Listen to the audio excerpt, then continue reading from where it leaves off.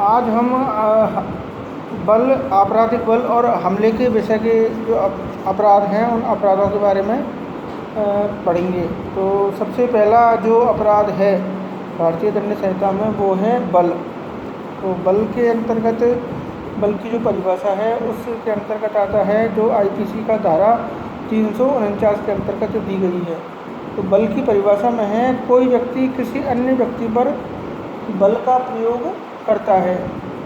यह तब कहा जाता है जब वह अन्य व्यक्ति में गति का परिवर्तन या गतिहीनता कारित कर देता है, या यदि वह पदार्थ में ऐसी गति परिवर्तन या गतिहीनता कारित कर देता है जिससे उस पदार्थ का स्पर्श उस अन्य व्यक्ति के शरीर के किसी भाग से या ऐसी चीज़ से जिसे वह व्यक्ति पहनी हुई है या ले जा रहा है, उसकी संवेदन जो शक्ति है उस संवेदन शक्ति पर वह फर्क पड़ता है। तो यह कहा जाता है कि वह व्यक्ति बल का प्रयोग करता है। लेकिन इस बल के प्रयोग कारित करने में 3 प्रकार की शक्तियों का यदि वह व्यक्ति प्रयोग कर रहा है। सबसे पहला तो है कि वह अपनी निजी शारीरिक शक्ति के द्वारा गति परिवर्तन या गतिहीनता करता है। दूसरी अवस्था में वह व्यक्ति किसी अन्य पदार्थ के व्ययन के द्वारा गति परिवर्तन करता है। और तीसरी अवस्था में है किसी जीव जंतु को गतिमान होने या गति परिवर्तन करने या गति में उत्प्रेरण के द्वारा ऐसा अपराध कारित करता है। तो उस अवस्था के अंतर्गत कहा जाता है कि वह व्यक्ति बल का जो कि है कि वह प्रयोग करता है। तो बल के प्रयोग में कोई व्यक्ति 3 स्थितियों से ही किसी व्यक्ति में गतिहीनता, गति परिवर्तन या उसकी स्थिति है उसमें परिवर्तन करता है। अब दूसरा सेक्शन है धारा 350। धारा 350 के अंतर्गत है आपराधिक बल। तो आपराधिक बल और बल में अंतर यही है कि जब उस बल का प्रयोग अपराध कारित करने के लिए किया जाए तो ऐसा बल आपराधिक बल की परिभाषा के अंतर्गत आएगा। तो उसकी जो परिभाषा है वो धारा 350 के अंतर्गत दी गई है। धारा 350 के अंतर्गत है जो कोई व्यक्ति किसी व्यक्ति पर उस व्यक्ति के सम्मति के बिना, यानी कि सम्मति का उस अवस्था के अंतर्गत अभाव है, सम्मति के बिना बल का प्रयोग किसी अपराध को कारित करने के लिए या उस व्यक्ति को जिस पर बल का प्रयोग किया जाता है क्षति, भय या क्षोभ कारित करने के आशय से या ऐसे बल के प्रयोग से संभाव्यता कारित करेगा कि वह उस अन्य व्यक्ति पर आपराधिक बल का प्रयोग करता है, यह कहा जाता है। तो इस प्रकार से यह अपराध आपराधिक जो बल है उस आपराधिक बल की परिभाषा के अंतर्गत आएगा। यहाँ आपराधिक बल के जो दृष्टांत हैं उस दृष्टांत के अंतर्गत ये रखा है कि जैसे कि एक रस्सी से बंधी हुई नाव है, उस नाव पर बैठा हुआ है और जो नाव है वह शांत अवस्था के अंतर्गत जो कि नदी पर रखी हुई है। अब कोई भी नामक व्यक्ति है उस नाव को खोल देता है जिससे वह नाव गति परिवर्तित हो जाती है। जैसे ही नाव की गति में परिवर्तन हुआ यह आपराधिक बल का प्रयोग जो कि होता है। दूसरी स्थिति के अंतर्गत है यह एक रथ पर सवार होकर के चल रहा है और वह यह के घोड़ों के ऊपर चाबुक मारता है और चाल को तेज कर देता है। चाल को तेज करने में उसकी किसी प्रकार से यह के द्वारा परमिशन नहीं ली गई है, यानी कि यह की स्वीकृति नहीं है कि घोड़ों की चाल को तेज कर दिए जाए, लेकिन घोड़ों की चाल को क्या कर दिया जाता है, तेज।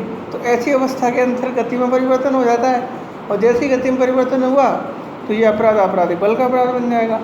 तीसरी स्थिति के अंतर्गत है कि कै सड़क पर यह को शासर रूप धक्का देता है, यानी कि धक्का देने का उसका आशय है। यहाँ कै ने अपनी निजी शारीरिक शक्ति के द्वारा इस प्रकार से गति दी है कि वह यह के स्पर्श के अंतर्गत आए। तो बिल्कुल यहाँ पे स्पष्ट है कि कै ने अपनी जो शक्ति का यह पर प्रयोग किया है और यह पर जो प्रयोग उसने किया है वह इंटेंशनली प्रयोग किया है। और दूसरी अवस्था है सम्मति की। तो यहाँ यह ने किसी प्रकार की कोई सम्मति भी नहीं दी है कि कै अपनी शारीरिक शक्ति का प्रयोग करके उसकी गति में परिवर्तन करे, क्योंकि यहाँ पे सम्मति भी नहीं ली गई है और दूसरी अवस्था में शारीरिक शक्ति का प्रयोग भी किया गया है और उस शक्ति के प्रयोग के द्वारा गति के अंतर्गत परिवर्तन भी हुआ है। अतः यहाँ आपराधिक बल के दोनों तत्व मौजूद हो गए। इस अवस्था के अंतर्गत यह अपराध भी आपराधिक बल का अपराध परिवर्तित हो गया। अब एक बहुत महत्वपूर्ण सिद्धांत, बहुत महत्वपूर्ण दृष्टांत है जो कि कई बार परीक्षाओं में पूछा जाता है कि कै किसी स्त्री का घूंघट साँसें हटा देता है, यानी कि वह उस स्त्री की सहमति के बिना उसका घूंघट हटा देता है। यहाँ कै ने उस पर साँसें बल का प्रयोग किया गया है, और यदि उसने उस स्त्री की सम्मति के बिना यह कार्य किया है और यह आशा रखते हुए किया है कि उसको क्षति या भय हो या क्षोभ हो, तो उस अवस्था के अंतर्गत आपराधिक बल का उसने की प्रयोग किया है। इसके अलावा अन्य जो दृष्टांत है, उस अन्य दृष्टांत में भी यह बताया गया है कि यह जैसे कि स्नान कर रहा है, उसने स्नान करने के लिए एक टब में पानी भर रखा है, टब का पानी ठंडा है। अब दूसरा व्यक्ति यानी कि वह नामक एक व्यक्ति है, उस कै नामक व्यक्ति को क्षति क्षोभ या हानि पहुंचाने के लिए बिना उसकी सम्मति से उस टब के अंतर्गत गर्म पानी डाल देता है, क्योंकि गर्म पानी इस अवस्था के अंतर्गत होता है कि वह व्यक्ति आसानी से स्नान नहीं कर सकता और उस व्यक्ति को इस प्रकार से क्षति भय और क्षोभ कार्य जो कि होता है। तो इस प्रकार से यदि वह कार्य करता है तो यह भी आपराधिक बल की जो कि परिभाषा के अंतर्गत आएगा। एक अंतिम जो दृष्टांत इस धारा के अंतर्गत 350 के अंतर्गत दे रखा है, वो दे रखा है कै ये की सम्मति के बिना कै के कुत्तों को यह पर झपटने के लिए उकसाता है। यहाँ यदि कै का यह आशय हो यह को क्षोभ क्षति या भय की संभावना हो तो उसने यह पर आपराधिक बल का प्रयोग किया है। इस प्रकार से हमने बल और आपराधिक बल दोनों के अंतर्गत अंतर देखा, और दोनों की परिभाषाओं के अंतर्गत मुख्य अंतर जो है वो यही है कि बल की जो परिभाषा है वो एक साधारण रूप से परिभाषा है, यानी कि उसमें गतिहीनता कारित होती है, स्थिति के अंतर्गत परिवर्तन होता है। लेकिन आपराधिक बल की परिभाषा के अंतर्गत क्षति भय और क्षोभ कारित होता है। यहाँ क्षति भय और क्षोभ किसी व्यक्ति को साझा रूप से कारित किया जाता है, यानी कि इंटेंशनली कारित किया जाता है, और जिस व्यक्ति को ऐसा क्षति भय या क्षोभ कारित हुआ है वह व्यक्ति अपनी सहमति के बिना ऐसा होना सहन करता है। यदि उस व्यक्ति की सहमति है तो यह अपराध की परिभाषा के अंतर्गत नहीं आएगा। और क्षति की जो परिभाषा है वो हमारे भारतीय दंड संहिता की धारा 44 के अंतर्गत जो कि दी गई है, जो 4 प्रकार से जो कि यदि होती है, शरीर मन ख्याति और संपत्ति। 4 प्रकार से यदि किसी व्यक्ति को नुकसान हुआ है तो वह क्षति की परिभाषा के अंतर्गत जो कि यदि वह आएगी। इस प्रकार से हमने बल और आपराधिक बल को पढ़ा। अब एक अपराध और है हमला। हमले का जो अपराध है यह अपराध है किसी प्रकार का कोई भी, जो आईपीसी की धारा 351 के अंतर्गत दिया गया है, हमले के अंतर्गत है कोई अंग विक्षेप पारित करना, यानी कि किसी प्रकार का कोई भी कार्य करना या तैयारी करना, और तैयारी करने का आशय यह हो कि ऐसे अंग विक्षेप या तैयारी करने से उपस्थित व्यक्ति को यह आशंका हो जाए कि वह उस पर आपराधिक बल का प्रयोग करने वाला है। तो ऐसी स्थिति के अंतर्गत ये कहा जाएगा कि ऐसा अंग विक्षेप या तैयारी हमले की परिभाषा के अंतर्गत आता है।